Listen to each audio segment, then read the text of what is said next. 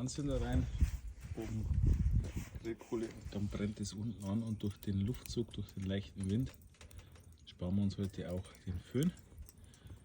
Und dann dauert es ein bisschen und dann zieht es komplett durch. Kann ich noch was holen? Und dann kann man das rumschütten, ein bisschen Grillkohle noch dazu.